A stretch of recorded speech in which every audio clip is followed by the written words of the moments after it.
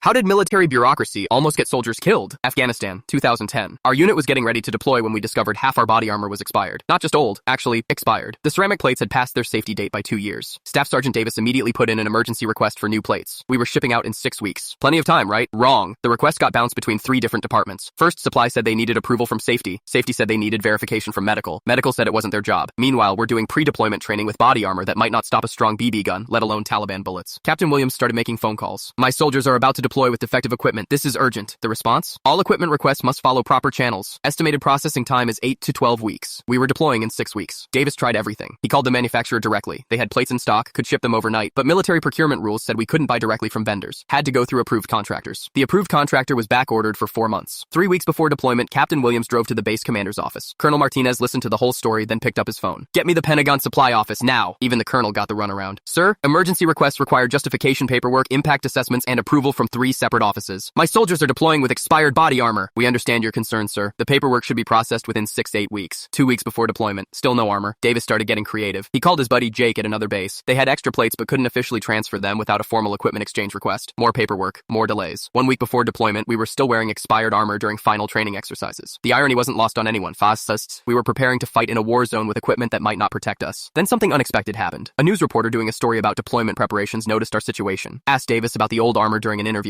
Davis told the truth. Sir, we're deploying next week with body armor that expired 2 years ago because the replacement request is stuck in paperwork. The story aired that evening. By morning, every major news network was calling the base asking questions. Suddenly, the 8-12 week processing time became 8 to 12 hours. New body armor arrived via emergency airlift the next day. Priority shipping, expedited handling, the works. Captain Williams gathered us in the briefing room. Gentlemen, you just learned an important lesson about military bureaucracy. Sometimes it takes public embarrassment to make the system work. We deployed with brand new armor. Every plate properly tested and certified. But here's the scary part. If that reporter hadn't shown up, we would have gone to Afghanistan wearing expired protection. All because the paperwork was more important than keeping soldiers alive. 6 months later, Specialist Ryan got hit by sniper fire. The bullet hit his chest plate dead center. The armor held. He walked away with just a bruise. That reporter probably saved his life, and he'll never know it.